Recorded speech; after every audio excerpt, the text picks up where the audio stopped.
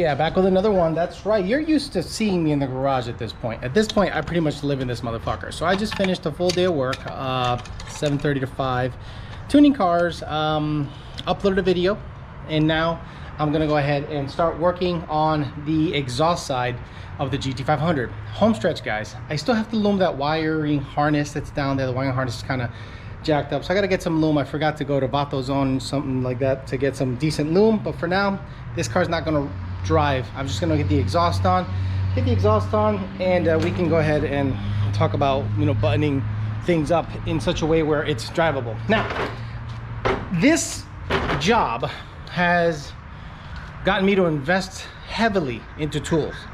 I've realized how much I don't have. I've realized how much I need.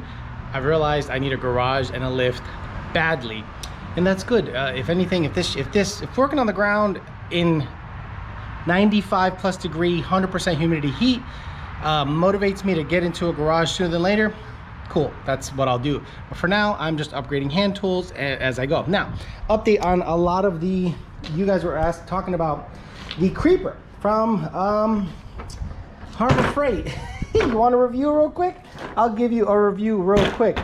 If you guys got ass like me, this shit ain't nothing.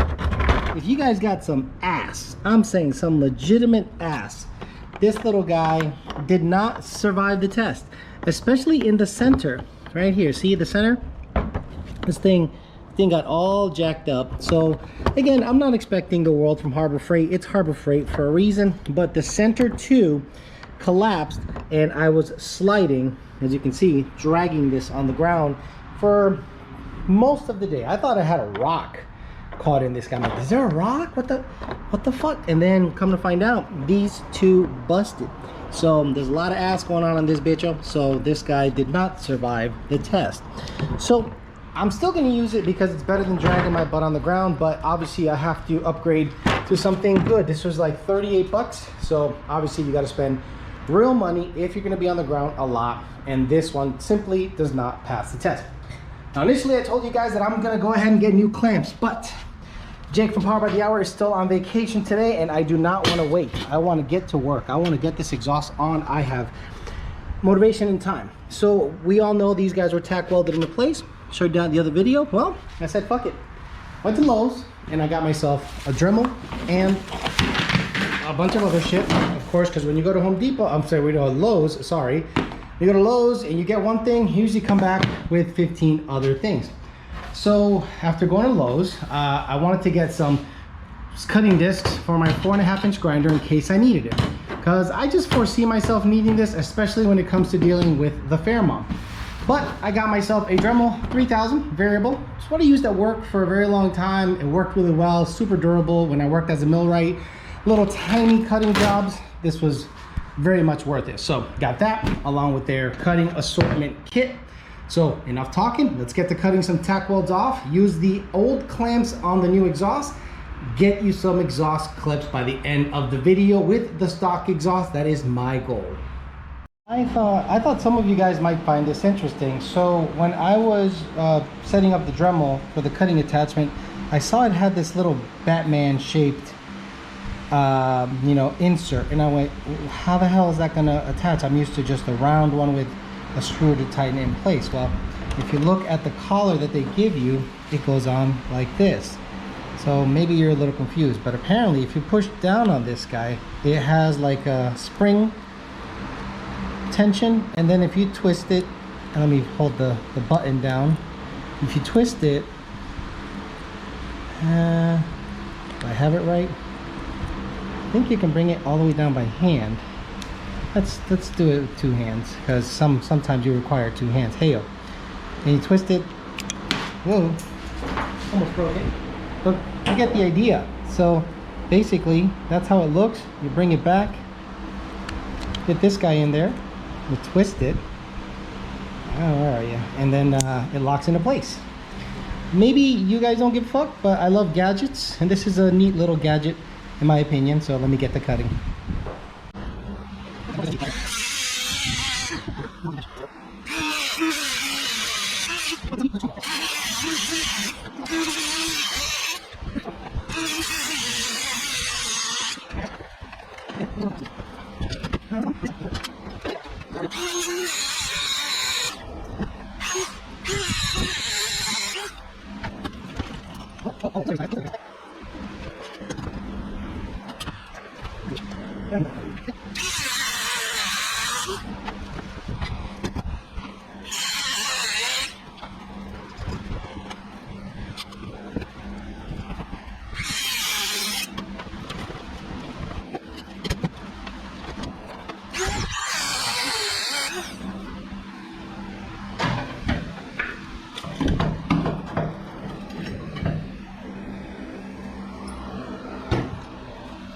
Well, not bad, not bad. So instead of buying clamps and waiting a day or two, I bought a Dremel and some tools. Now I'm gonna deburr the inside sleeve part, get it installed in the car, and get some pipes on the car. Hopefully this fit well. Let's see how that goes.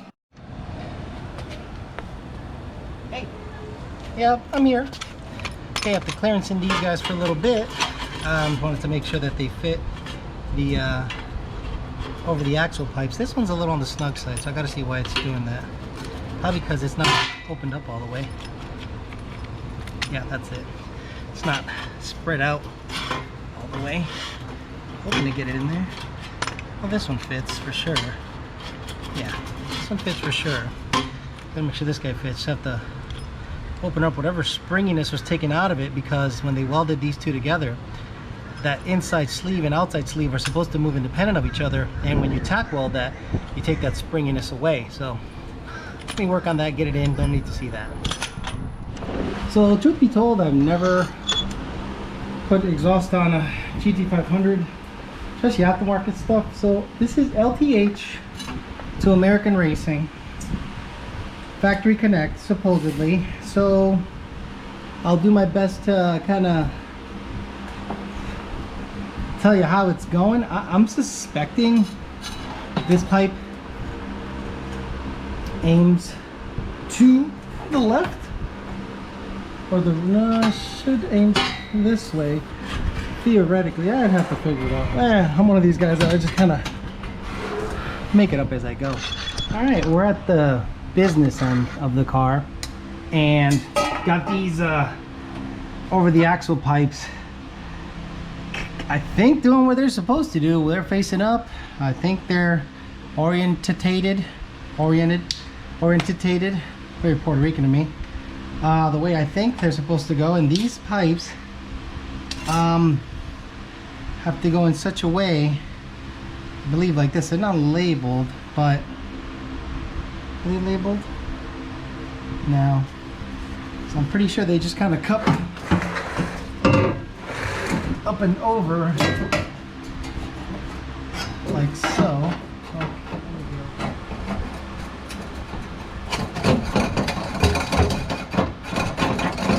There we go.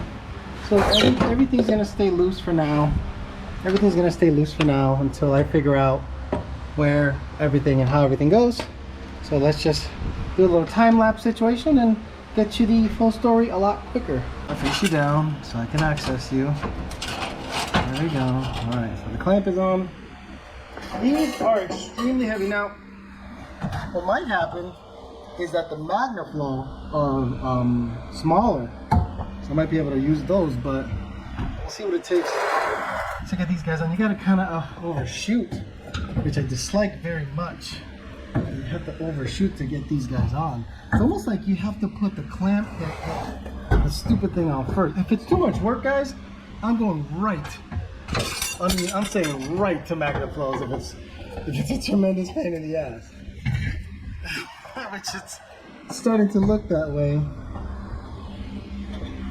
Yeah, let's do that. Let's go right to Magnaflow. Shit. You saw how big and cumbersome, and they hook from the back. I don't know why Ford did that with S197s, where they hook from the back, and Magnaflows back that ass up into it. So let's get the Magnaflow in here, because I don't mind struggling, but if I have it, I just won't use it.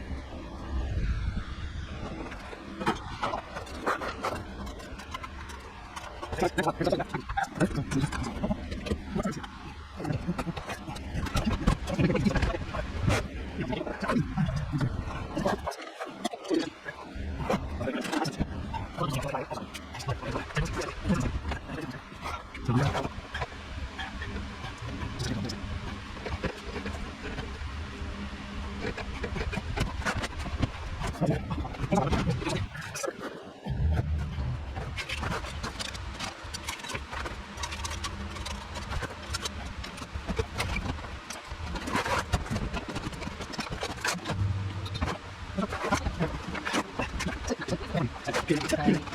clamps on the mid pipe are tight, so I think it's time, guys. I think it's time to start the car.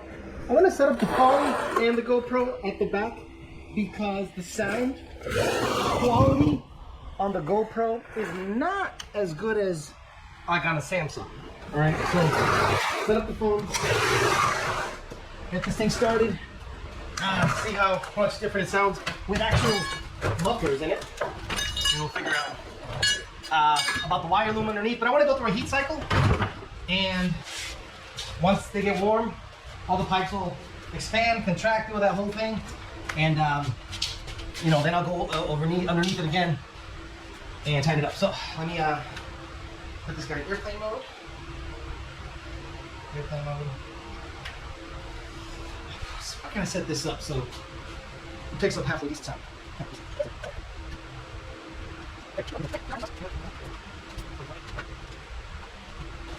It sounds good. I mean, hopefully the battery's not there.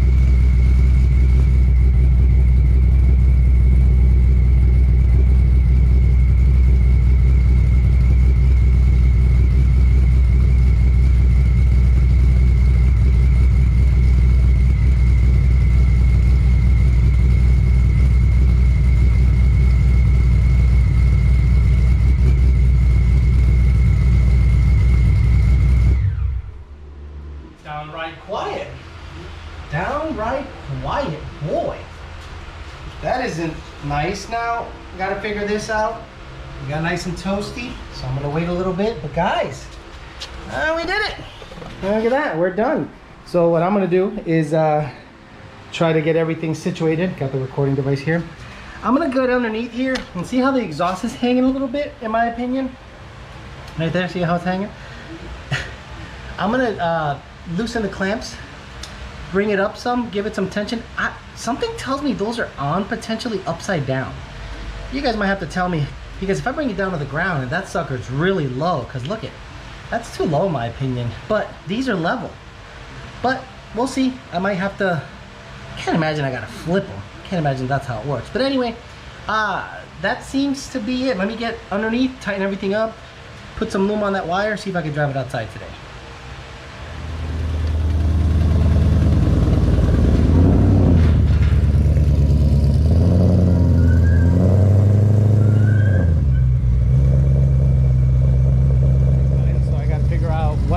disconnected or didn't connect back into the car, that causes it not to go in reverse, because the trans brake button is what makes it go into reverse. But as you can hear, the exhaust leak is pretty apparent now that everything is a lot quieter and it's really late at night. But for the purposes of the video, it's good. So I got to figure out why it doesn't have reverse. Worst case, I have to go all the way around the block again, bring it in the garage, and then I can take a look at what's happening.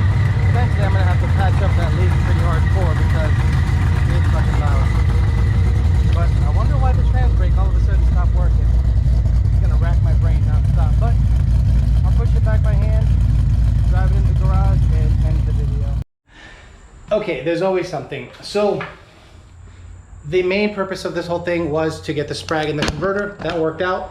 In the process, I must have lodged loose something, the trans brake cable, and then after looking at the exhaust, the mid pipe hangs way too low. So if you guys saw something on the install that didn't jive, let me know. It looks to be just hanging way too low, and it's parallel with the headers, but something tells me I have to flip the H pipe. It seems like it's angling down and then straight, but it's level, and something tells me that I have to flip it, which isn't that big of a deal. Loosen the clamps,